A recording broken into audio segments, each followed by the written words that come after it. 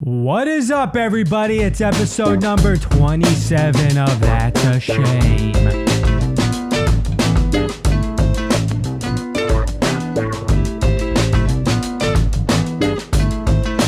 We're back again, everybody. It's episode number 27. Thanks for still being here. I had an event-packed week. I didn't even get a Patreon episode out because your boy was a road comic for one weekend, and it was pretty interesting. Your boy also got engaged. You may have seen on the Instagram if you follow me over there. Thanks for all the love and congratulations and hoopla and whatnot you were throwing my way. It was definitely a rush. I feel like I did a good job. I got a lot of positive feedback from my girl's friends saying you planned it nice. The ring is, suave and top of the line, and that's how I do it, dude. What did I say? I think it was the last episode. I said, dude, she was sitting out in the rain waiting for me to finish recording the pod. She didn't interrupt, and I said, that's why she's the one. That's why she's getting the ring. And you know what? When I say stuff, just know I mean it. I mean it. You're getting the sneak peek of what's to come in my life. I give you all facts, no falsities here on the That's a Shame pod, dude. And you know what? It's the death of a bachelor, to quote Brandon Urie from Panic at the Disco. I'm no longer out there, no longer banging whoas. I mean, I haven't been for the last year because I've had a girl and I've been a responsible human being, but now it's really over. And it's the death of a bachelor, everybody. And you know what? That's a shame. That's a shame, but it's not really. I already feel like a weight has been lifted off of my shoulders. I feel like some of the anxieties I've had about life and what it entails are kind of gone now because in the grand scheme of things, I found a chick who loves me and who I love, and now it's locked down and I'm not going to die alone. So what else really matters, dude? Does it matter if I bomb on stage? Yeah, it still matters. You know what? Because I went away for the weekend to do some feature work and still got nervous. And I was really more nervous because I hadn't done comedy in a while. I was doing fucking 20, 25-minute sets. I was like, is your boy going to fucking bomb for almost a half an hour? But it didn't. I featured for the weekend. Thursday, 1 show. Friday, 2 shows. Saturday, 2 shows. Sunday, 1 show in Myrtle Beach, South Carolina.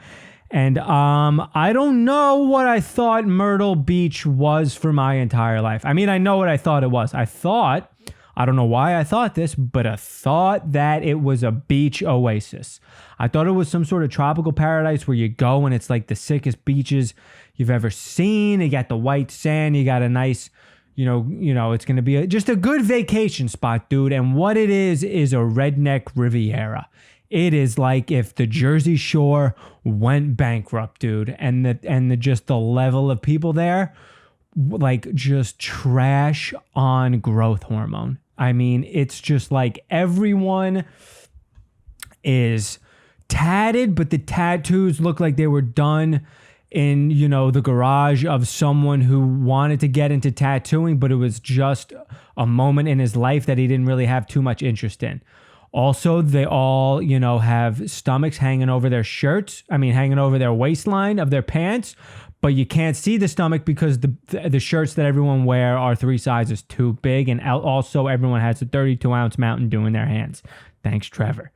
Bro, I think I ate in 4 days 27 bananas because there were no restaurants that I felt comfortable eating at. Eventually I ate at some of them because I was going to die of potassium poisoning if I kept doing what I was doing with the bananas. But bro, normally you can find one spot.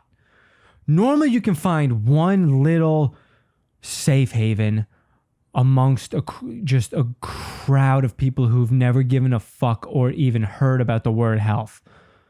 But bro, it didn't exist. When I tell you that Bojangles was the safest place to eat in this fucking hellhole of a town, I mean it, dude. I don't lie. I don't lie in this podcast. You already heard it. Said I was going to propose to my girl 3 days later. She got a fucking ring on her finger. I don't lie here. When I tell you Bojangles was the safest place to eat in this fucking place, it's because it was, dude. And it was the safest place to eat because the food at Bojangles is not real food. Fast food is not real food. Therefore, when you eat it, you're kind of eating poison, but at least you're not going to get food poisoning because it's, not fresh food can't really go bad. Bro, I tried to get a fucking I tried to get a salad with some chicken on it, and it's like the chicken came out fucking pink, and the salad, the fucking lettuce was just like, when your arugula sits too long in your fridge and it gets that slime. I mean, that's what I was given, bro. That's what I was given. And I mean, dude, the shows were fine. I mean, the people were just dumb as dirt. I mean, the demographic of every show was 55 plus old white people, all gray hair. And then except for the 2 Saturday shows that were fucking lightning hot for some reason, where it was like, it was a little more diverse in the crowd and you didn't have to tell your jokes in slow motion because otherwise their heads wouldn't be able to grasp it. I mean, I've never seen anything like it, dude. And women just kept rolling up, having bachelorette parties on this Broadway beach, I guess it was called, is where the club was. Carolina Comedy Club. And, unless you've lived in South Carolina your whole life and that is all you know, I don't know why you'd ever celebrate anything there. And it wasn't even cheap. Here's the thing.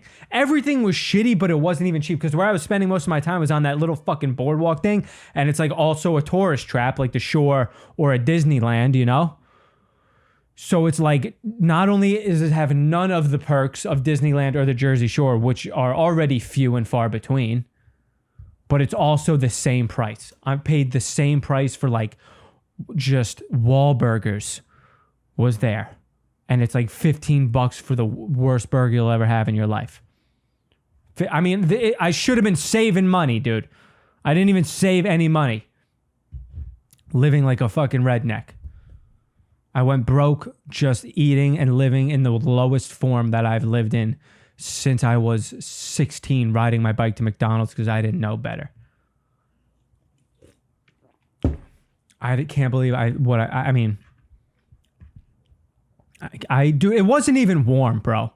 I left fucking Tampa to shiver. Dude, the high, one day it was it hit 70, but the other days, dude, it was like, I'm not even kidding, 59. The sun was out. I was cold, bro. I was cold. I didn't even pack jackets. And I regretted it. I didn't think I needed to. I thought I was going to a tropical oasis. I got engaged and left my girl the next day to go to the Redneck Riviera, the bankrupt Jersey Shore. But that's also why she's the one, dude. Because we got engaged and I was like, I'm fucking out for 4 days. And she was like, cool, dude, do your thing.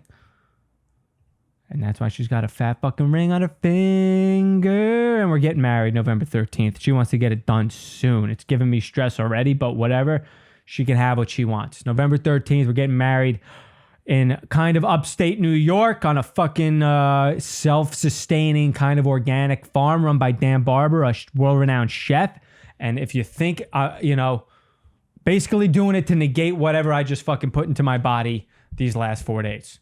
It is going to be a foodie wedding, bro. The food is going to blow everybody's dick into pieces. Oh, it's going to be so good. So good. So good. Dude, one time me and my buddies, we were eating sushi at a restaurant and we were just fucking, I think we just got, the good old days, bro. No responsibilities. Probably in our early 20s. Just high as shit. We decided to go to sushi. I believe it was Hoshi Sushi, which is not a good sushi place. And we were sitting there, dude. We ordered our sushi. We got way too much.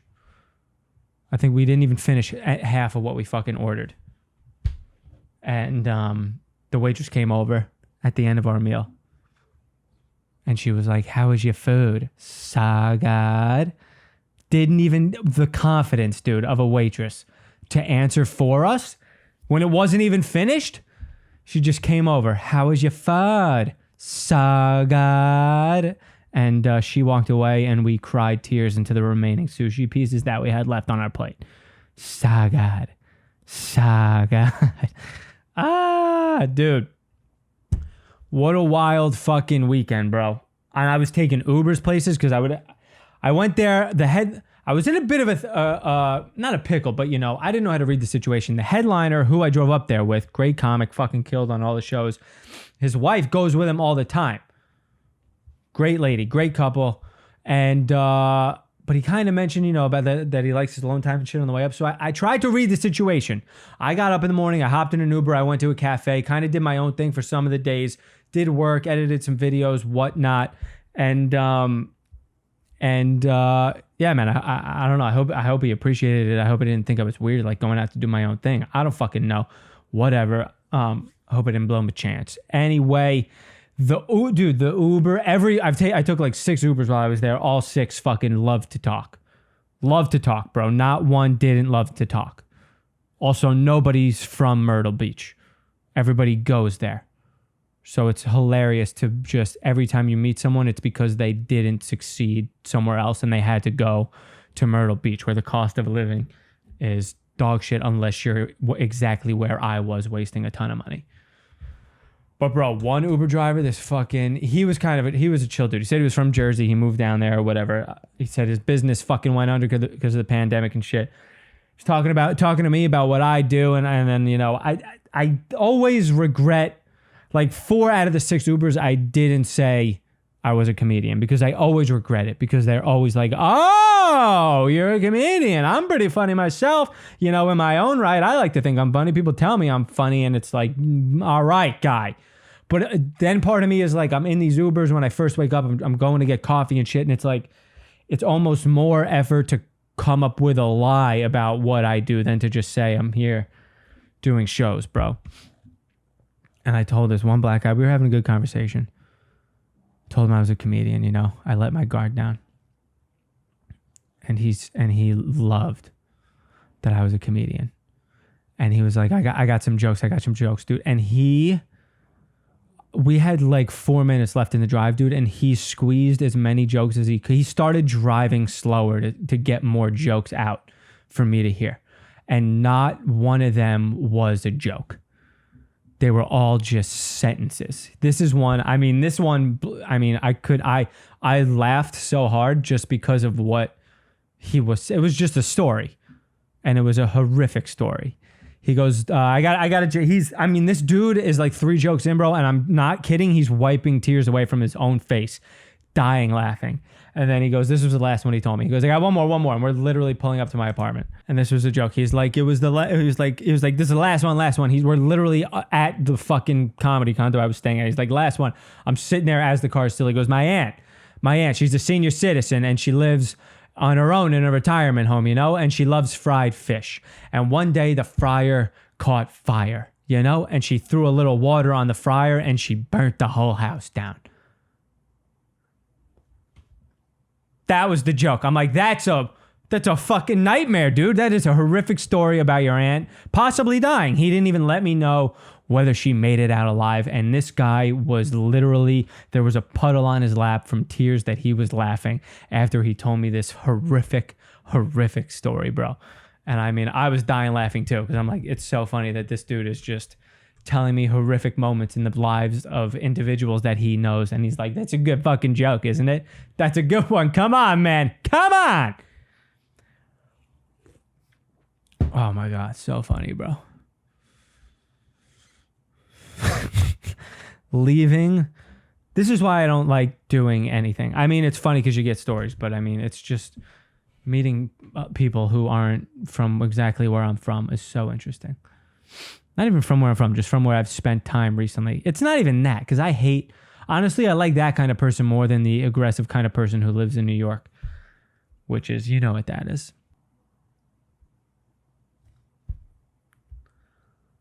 A lot of stuff happened, man. I buzzed my head also. If you're watching this, fucking sorry for the jarring change in appearance, but my head is buzzed, not my buzzed is head, but couldn't take it anymore. You may have seen the sketch I threw up online. It did pretty well.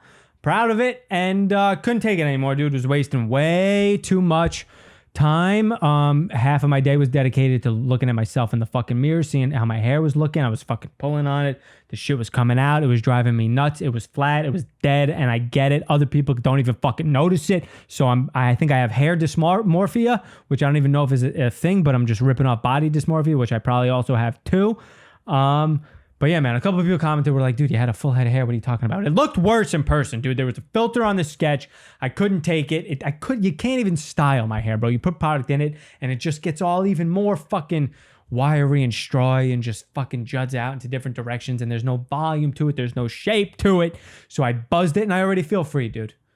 When I wake up, the first thing I worry about, it feels weird. My hair, when I had it, feels weird. I want to go in the shower and try to reshape it, but that just leads to more fucking hair coming out because you're rubbing the fucking scalp and the hair's falling out. So I just buzzed it, dude, and I feel great because I'm not thinking about it. I also think it doesn't look too bad, dude. I think it looks kind of nice. I think having the beard softens the transition. If I didn't have a beard and just went buzzed head, raw face, that would be problematic and way too intense. But I have the hair on the lower portion of the face to balance it out. So I think I'm getting away with it. I think it's here to stay. The only problem is I don't know. I know people are going to have a fucking opinion about whether or not I have a buzzed head during the wedding. So we'll see what happens with that. But I also don't want to, I don't want to look back and be like, on my wedding pictures and be like, my fucking hair looks like shit, dude. This is bothering me. I hate these pictures. Whereas with the buzzed head, I look at the pictures and I'm like, the hair's the hair. It's there and it's whatever. It's much more relaxing having a buzzed head. I can wake up and just dive into my day. The hair literally makes me shower when I don't even need a shower. And the hardness of the water in the shower fucks with my skin and makes my scalp even scalier and makes the hair fall out even more. So it's just a vicious fucking circle of shit I don't feel like dealing with anymore. But, you know, we'll see how long it lasts. Because once I do buzz my head, the scalp seems to heal up and then it comes in thicker, which I've already fucking talked about on here. I'm sorry, guys. But I buzzed it. I pulled the trigger. I buzzed it again. Probably going to buzz it even shorter right after this episode. So yeah, the one thing I love about buzzing my head is my friends who are losing their hair or are bald seem to like me a lot more. And I'm into that. I'm into that because, you know, it feels good to get closer to people that you care about. Oh my God, dude. So yeah, man, your boy's engaged, planning the wedding. I'm all over the place here, but I'm excited. I haven't recorded in a full week. Excuse me. I got my spin drift back. So yeah, dude, I mean, for our entire relationship, when we realized this thing was serious, we were talking about how we were going to have a small wedding. We didn't want a big wedding. We were going to save the money, pocket it, and fucking live, you know, maybe go on a sweet vacay, you know, backpack Europe or whatever. And then as soon as we get engaged, everyone else has all their own ideas and opinions on what we should do. And apparently we're having a huge wedding.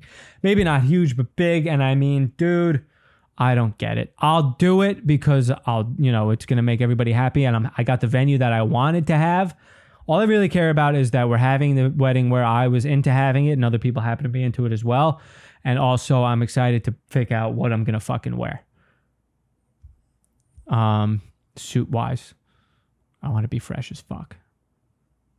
But I genuinely, for the longest time, I've never been a wedding dude because I think weddings are weird.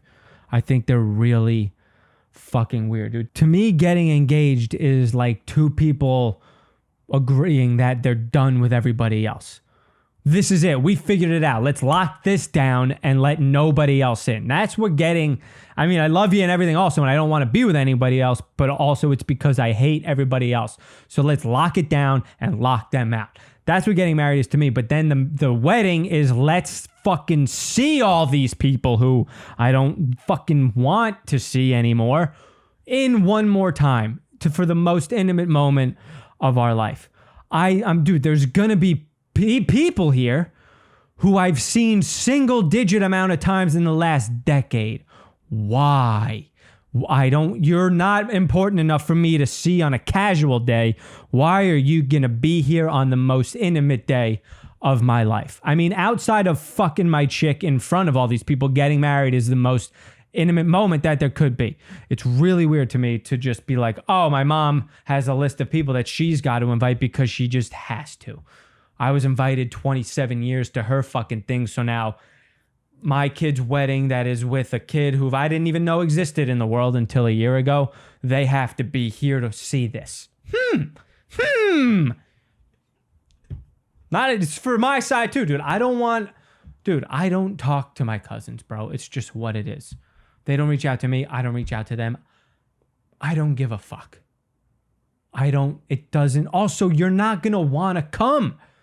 If you don't reach out to me on a casual day, fuck do you want to like get a babysitter for your kids? Do you want to, take a fucking day off of work? Or, I mean, it'll be on a Saturday, but you're going to drive all the way upstate to where we're doing this shit to come. I know you don't want to do it either. So why do we play this game of I got to give you an invite because you gave me an invite? Nobody wanted to give anybody an invite. So we're going to have people there. And it's also like, this is the weirdest part to me. The part I hate the most is these, because the venue, the venue that we're doing at, it has like this whole wedding package thing that they send you. It'll be like, these are the spaces you can do it. This is like a little promo video or whatever. And I'm like, dude, the promo video it's everything I hate. It's just nauseating, cliched. We all do this because it happened in movies fucking 60 years ago.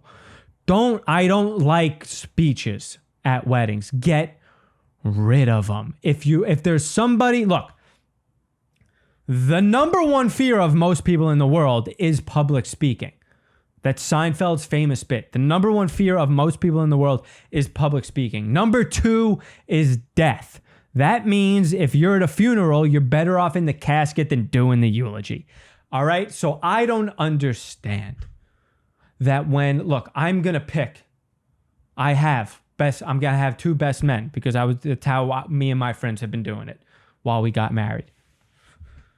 I think it's weird. I gave a speech, yes, but I do stand up. I get on stage every night, multiple times a night. It's less weird for me. So it's not my number one fear. But for me and other people, because look, dude, I've been to weddings. The speeches are horrific. They're a moment during the ceremony where you're like, where the collective fear of people, especially the groom and the groomette, are fucking like, is this gonna bring down the whole wedding? I've seen it. I've heard horror stories about guys saying shit that is inappropriate in things. And it's because people who don't public speak should not be public speaking.